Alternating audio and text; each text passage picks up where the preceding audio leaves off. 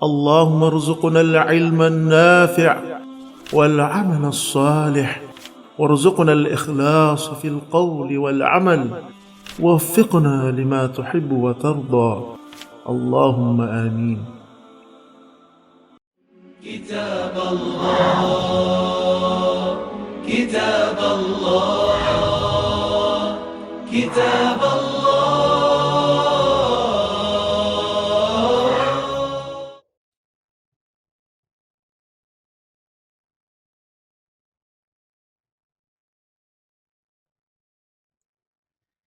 بسم الله الرحمن الرحيم. رب اشرح لي صدري ويسر لي أمري واحلل عقدة من لساني يفقه قولي. سبحانك لا علم لنا إلا ما علمتنا إنك أنت العليم الحكيم. Sa pagpapatuloy po natin mga taga-subaybay at dito na tayo sa ating paksa na tafsir o ang pagbibigay ng kahulugan sa mga ilang kabanata o talata sa banal na Quran. At dito na tayo napadako sa surat Al-Kawthar, ang isang batis o ilog sa paraiso na ang pangalan ay Al-Kawthar. A'udhu billahi minash shaitanir rajim. Bismillahir rahmanir rahim. Inna a'tainaka al-kawthar fasalli li rabbika wanhar. Inna shani'aka huwal abtar.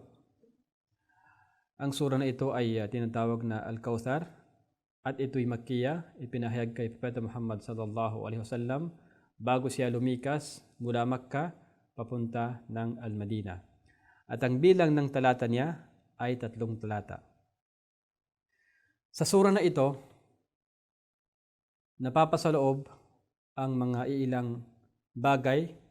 Ang unang-una ay ang paglilinaw sa mga ilang biyaya na ipinagkaloob ng Allah subhanahu wa ta'ala sa kanyang sugo na si Propeta Muhammad sallallahu alaihi wasallam sa pamamagitan ng pagkakaloob sa kanya ng napakaraming kabutihan at napakaraming sagana. Pagkaraan dito, ang pangalawang bagay ay ang pag-utos kay Propeta Muhammad sallallahu alaihi wasallam na magiging taimtim sa kaniyang ginagawa na obligado. Ito'y magiging taimtim para lamang sa Allah subhanahu wa ta'ala ang kataas-taasan, tulad ng kaniyang pagsasagawa ng sala at saka ang kaniyang tinatawag na an-nahar, ang pagkatay ng hayop bilang handog o pagkakaloob sa Allah subhanahu wa ta'ala. Pagkaraan, dininaw naman dito sa sura na ito na sa taong nagkaroon ng puot o nagkakaroon ng galit sa pagkatao ni Propeta Muhammad sallallahu alaihi wasallam at gayon din ang taong nagkakaroon ng puot o nagkakaroon ng galit sa mga bagay na ipinarating ni Propeta Muhammad sallallahu alaihi wasallam, kabilang narito ang banal na Quran, at gayon din ang nagkakaroon ng galit o nagkakaroon ng puot sa mga kabatasang ipinarating ni Propeta Muhammad sallallahu alaihi wasallam. Ang tao na yaon ay tunay na ipagkakait mula sa kabutihan dito sa mundo at saka sa kabilang buhay. Nas'alullah as-salama wal afiyah.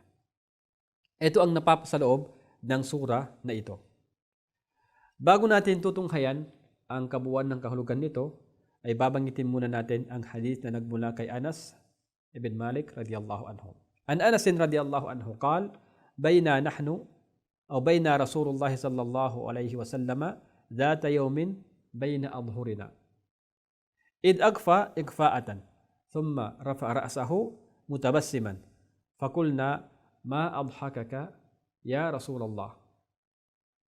قال أنزلت علي آنفا سورة فقرأ بسم الله الرحمن الرحيم إنا أعطيناك الكوثر فصل لربك وانحر إن شانئك هو الأبتر ثم قال أتدرون ما الكوثر؟ فقلنا الله ورسوله أعلم.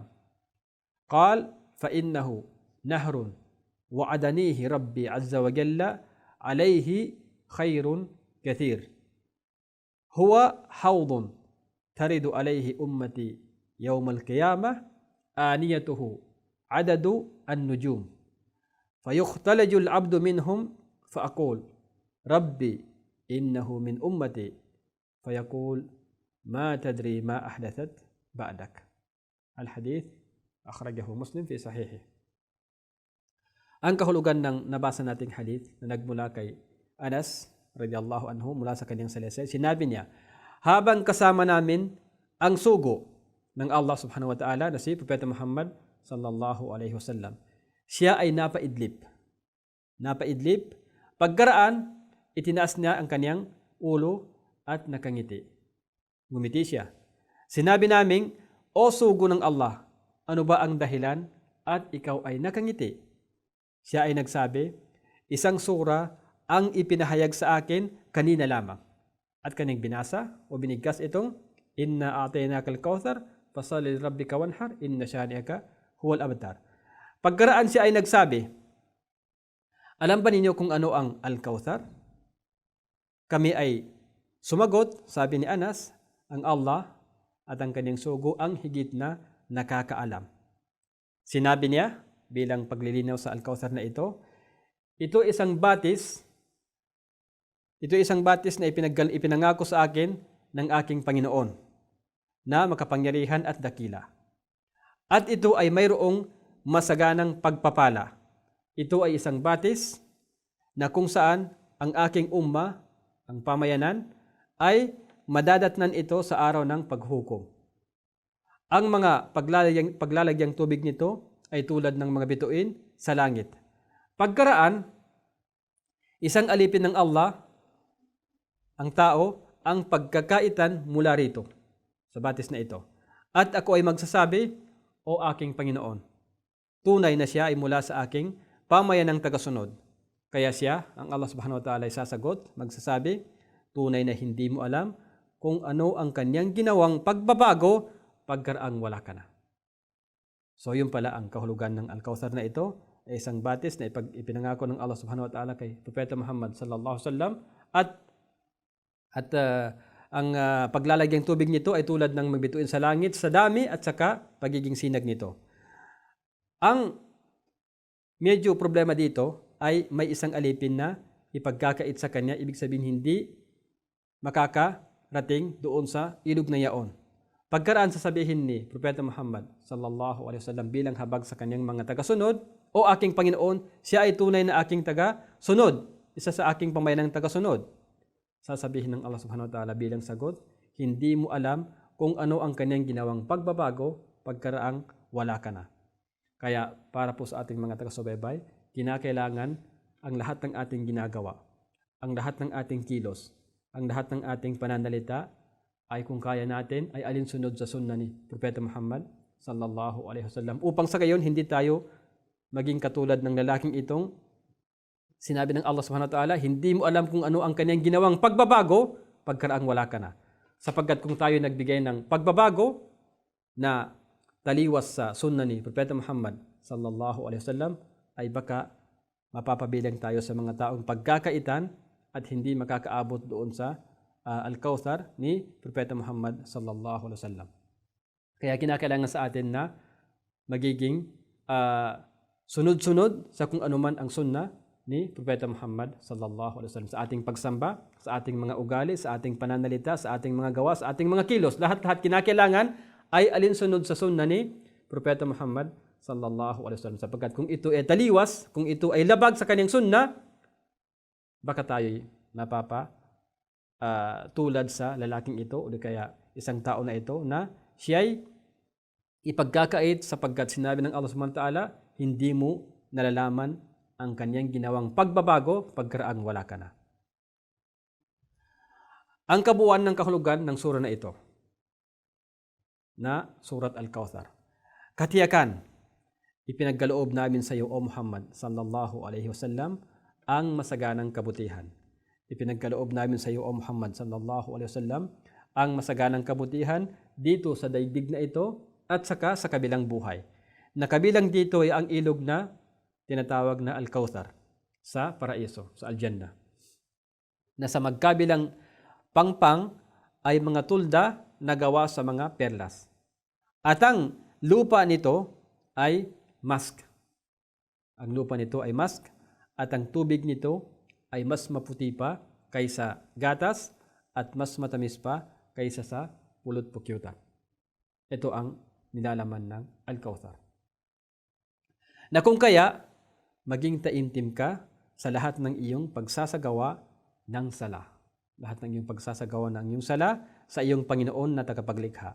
At maghandog ng hayop, magkatay ng hayop bilang handog at bilang pag-aalay lamang para sa Allah subhanahu wa ta'ala. Katiyakan ang para sa Kanya na nagalit sa iyo at nagkaroon ng puot sa daladala mong gabay at liwanag, kabilang na ang banal na Quran at ang kabatasan sa Islam. Siya ay ipagkakait ang anumang kasaganaan at kabutihan dito sa daigdig at saka sa kabilang buhay. Ang tao nagkakaroon ng galit o nagkakaroon ng buot sa daladala ni Propeta Muhammad sallallahu alaihi wasallam na gabay at liwanag, kabilang na ang banal na Quran, ay ipagkakait ang anumang kasaganaan at kabutihan dito sa daigdig, dito sa mundo, at saka sa kabilang buhay. Ito ang kabuuan ng kahulugan ng talatang ito na o di kaya ng sura na ito na surat Al-Kawthar. So napapasaloob dito ang ilang kabutihang ipinagkaloob ng Allah subhanahu wa ta'ala kay Propeta Muhammad sallallahu alaihi wasallam o ipagkakaloob pa sa kanya, kabilang na ang surat o di kaya ang ilog na Al-Kawthar ang pangalan. Pangalawa, ang pag-utos sa kanya na magiging taimtim sa kanyang pagsamba sa Allah subhanahu wa ta'ala at gayon din sa kanyang tinatawag na pagkakatay ng hayop bilang handog para sa Allah subhanahu wa ta'ala.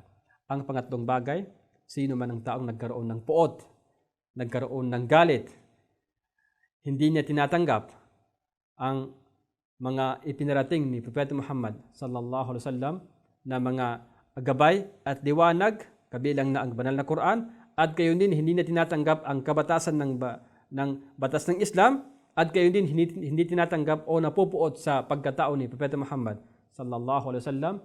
Ang tao na ito ay pagkakait sa anumang kasaganaan at mga kabutihan dito sa daigdig at saka sa kabilang buhay. Yun po ang kahulugan o di kaya kabuuan ng kahulugan ng sura na ito na tinatawag na Surat Al-Kawthar. Ngayon, ang mga patnubay na siyang mapupulot natin sa sura na ito o di kaya mga gabay na siyang makukuha natin sa mga sura na ito. Pero bago tayo dadako dito, ako po'y magpapaalam pansamandali at ako'y magbabalik sa ikalawang episode. Assalamualaikum warahmatullahi wabarakatuh.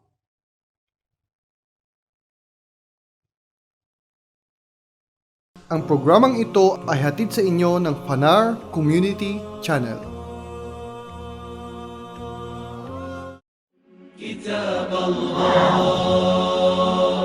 كتاب الله كتاب الله.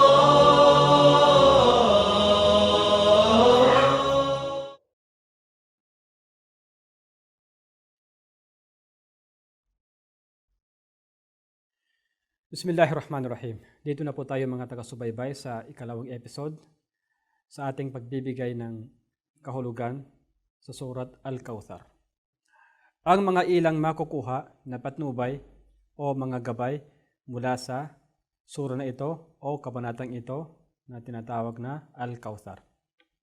Ang banal na Quran at paulit-ulit nating sinasabi, ilang beses itong sinasabi natin na ipinahayag bilang patnubay o gabay sa mga tao nagkakaroon ng takot. Dhalikal kitabu la rayba fihi hudan lil muttaqin. Kauna-unahang sura, Surat Al-Baqarah. Ang aklat na yaon, ang banal na Quran, ay walang pag-alinlangan, patnubay at gabay para sa mga tao nagkakaroon ng takot. Kaya nga isinasalisin natin ang mga talatang ito upang makapulot ng patnubay o mga gabay mula sa sura na ating binabasa. Unang-una, na makukuhang patnubay o gabay sa talatang ito ay ang tinatawag na ang pagpaparangal ng Allah subhanahu wa ta'ala kay Propeta Muhammad sallallahu alaihi wasallam sa pamamagitan ng pagkakaloob sa kanya o pagbibigay sa kanya ng iilang mga ipinangako sa kanya, kabilang na rito ang tinatawag na Al-Kawthar. Pangalawang bagay, ang pagpapatunay sa hadith ng Al-Kawthar at ang kahulugan nito. Nalabagit natin na ito pala ay isang uri ng ilog o batis sa paraiso, na sa magkabilang pampang nito ay mga tulda na gawa sa mga perlas. At ang lupa nito ay mula sa musk. At ang tubig nito ay mas maputi pa kaysa sa gatas at mas matamis pa kaysa sa pulot pukyutan. Ito ang kapaliwanagan sa Al-Kawthar na ito. Pangatlong bagay o pangatlong patnubay na siyang makukuha natin, obligado sa atin ang tinatawag na pagiging wagas o taimtim sa lahat ng ating pagsamba sa Allah subhanahu wa ta'ala. Kinakailangan sa atin magiging taimtim o wagas sa ating pagsasagawa sa lahat ng uri ng pagsamba sa Allah subhanahu wa ta'ala. Lalong-lalo na sa ating pagsasagawa ng dasal, ang obligadong dasal, as-salawat, at saka sa tinatawag na an-nahar, ang pagkatay ng hayop bilang alay o handog para sa Allah subhanahu wa ta'ala.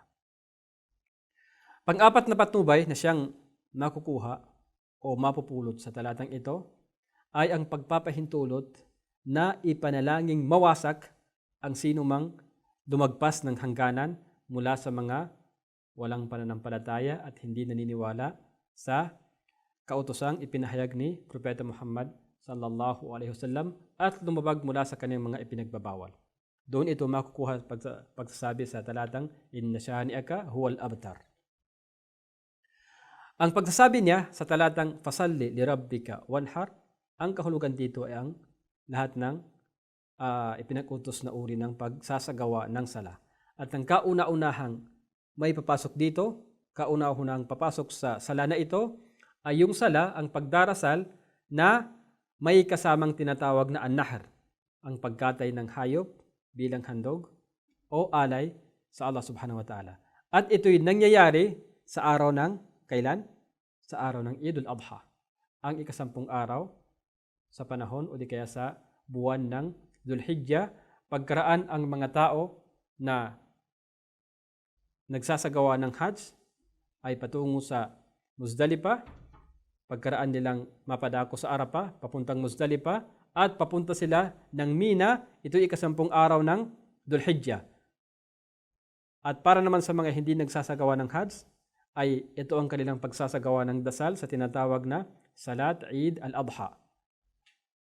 Kaya ito ang kauna-unahang papasok dito na dasal, ay yung dasal na may kasamang pagkatay ng hayop bilang alay o handog para sa Allah subhanahu wa ta'ala.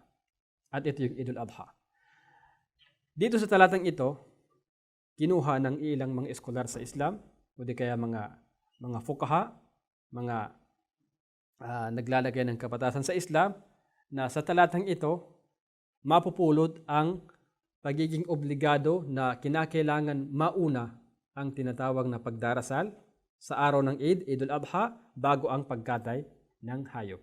Sapagkat magkasunod ito, fasalli li rabbika wanhar. Ibig sabihin, ikaw ay magsasagawa ng sala para sa iyong Panginoon, pagkaraan ikaw ay kakatay ng hayop bilang handog sa Kanya. Kaya ito'y magkasunod. Nauna ang dasal, pagkaraan, tayo ay kakatay. So ang gagawin natin sa sino mang hindi nagsasagawa ng Hajj, kapag tayo'y naghangad na magkatay ng hayop bilang handog para sa Allah subhanahu wa ta'ala, mauuna muna ang pagdarasal, as-sala, salat Eid al-Adha. Pagkaraan, pagbalik natin, doon tayo magsasagawa ng pagkatay ng hayop bilang handog o alay sa Allah subhanahu wa ta'ala. Kung ito'y naging baliktad, nauna ang pagkatay, pagkaraan tayo ay nagdasal, kung ito'y tinatawag na nahar, hindi katanggap-tanggap. Oo, maaring matanggap bilang sadaka ng mga hayop, pero sa pangalang nahar ay hindi katanggap-tanggap sapagkat ito'y nauna sa tamang oras nito. Na ang tamang oras sa pagkatay ng hayop ay pagkaraan ng sala. Kaya kinatay mo bago ang sala, ito'y hindi katanggap-tanggap na nahar, o di kaya tinatawag na kurban. Kaya ang gagawin, magsasala muna, pagkaraan, kakatay ng hayop, pagkaraan ng dasal sa Eid al-Adha. Pang-anim na patnubay na siyang makukuha sa pagsasabi niyang inna shani'aka huwal abtar. Ang taong nagkakaroon ng pagkapuot sa iyo, siya ang tinatawag na abtar. Ang abtar ay nagmumula sa wikang Arabic na batara, na ang kahulugan ay putol. Putol. So ang ibig sabihin, ang taong nagkaroon ng pagkapuot sa iyo, O Muhammad sallallahu alaihi wasallam, siya ang ipagkakait o putol mula doon sa mga kabutihan o kasaganaang makukuha dito sa mundo at lalong-lalo na sa kabilang buhay. Ito'y nangyari na ang mga walang pananampalataya ng mga Quraysh sa Makkah noon ay sinasabi nila na si Muhammadun Abtar. Si Muhammad ay ipinagkait mula sa mga kabutihan o di kaya putol mula sa mga kabutihan. Wala siyang kabutihan at walang pagpapala para sa kanya, gayon din sa mga taong mga tagasunod sa kanya. Sapagkat ang tagasunod sa kanya ay mga mahihirap, mga taong alipin, mga taong walang kakayahan, mga taong sila na ang mga makikitang mga mahihirap ang kalagayan sa panahon nila. Doon pa sila sa Makkah. Kaya itong kanilang sinasabi. At gayon din sinasabi nila nang mamatay ang kanyang anak, ang anak ni Propeta Muhammad sallallahu alaihi wasallam na lalaki na kilala sa pangalang Al-Qasim. Nang mamatay ito, sinasabi nila Muhammadun Abtar. Si Muhammad ay putol o ipinagkait mula sa mga kabutihan.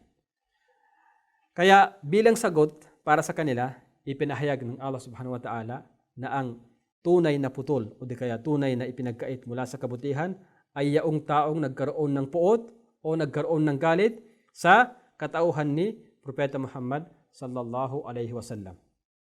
At gayon din, kung ang taong nagkaroon ng puot sa pagkatao ni Propeta Muhammad sallallahu alaihi wasallam at ay gayon din ang taong nagkaroon ng puot sa kanyang kabatasan. Kaya sino man ang taong nagkaroon ng puot o galit sa batas na ipinarating ni Propeta Muhammad sallallahu alaihi wasallam o nagkaroon ng galit o nagkaroon ng puot mula sa mga palatandaan na ipinaparating ng Islam o nagkaroon ng puot sa pagsunod sa mga batas na ito'y pagsamba sa Allah subhanahu wa ta'ala, ang taong ito ay masasabi nating dumabas mula sa sirkulo ng pananampalatayang Islam.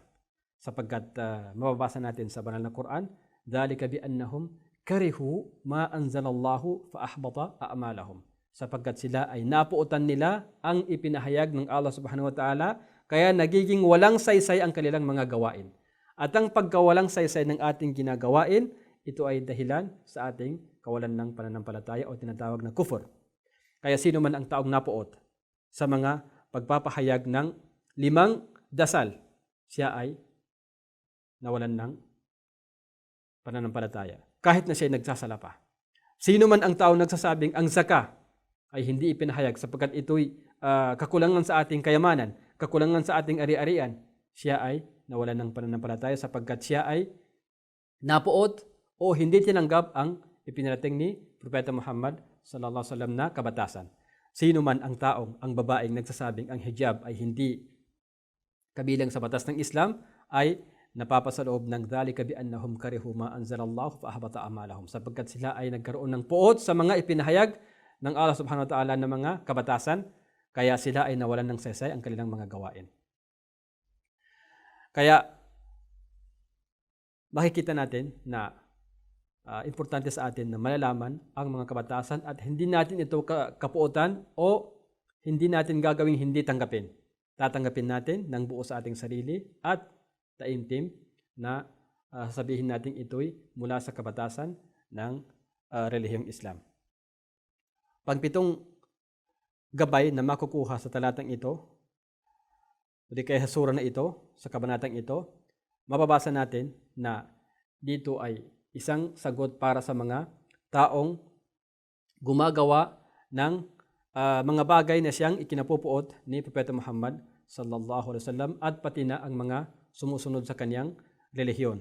Kabilang na dito ang mga taong gumagawa ng cartoons o gumagawa ng mga movie, gumagawa ng mga film na ipinapahiwatig dito sa mga ginawang ito, mga cartoons na ito, mga movie na ito, mga film na ito, kung paano ang Propeta Muhammad sallallahu alaihi wasallam ay kanilang kinapupuotan o kanilang isinasarawang bilang isang masamang tao. Kaya kabilang na rin sa mga bagay na ito.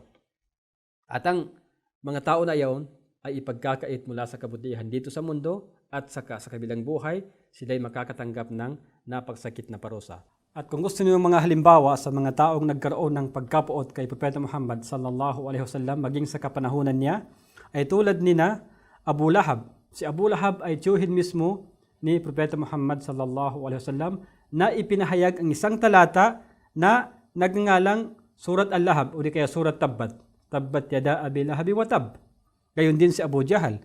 At gayon din ang mga taong naninirahan sa Madina na mga Hudyo, na mga kilala sa angkan ng Qurayza, angkan ng Nadir, angkan ng Kainuka. Silang lahat ay napaalis sa Al-Madina, Madina Munawwara, sapagkat sila ay gumawa ng mga bagay na kalapastangan kay Propeta Muhammad sallallahu alaihi wasallam.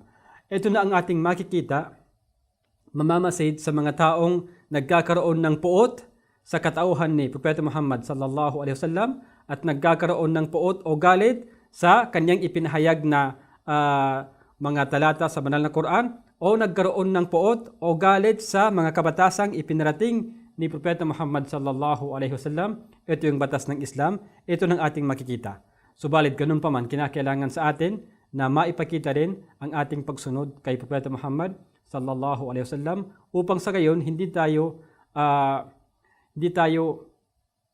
masabi sa atin ng walang pananampalataya o mga hindi naniniwala sa Islam na tayo mismo ay lumalapastangan sa sunnah ni Propeta Muhammad sallallahu alaihi wasallam. Kinakailangan sa atin tayo ang kauna-unang susunod sa kanyang sunnah upang sa gayon tayo ang karapat-dapat na magiging kasunod ni Propeta Muhammad sallallahu alaihi wasallam. O Allah subhanahu wa ta'ala, ipakita mo sa amin ang iyong mga parusang ipalalasap sa mga taong gumagawa ng kalapastangan o di kaya pang insulto sa aming propeta na si Muhammad sallallahu alaihi wasallam dito sa mundo bago ang sa kabilang buhay.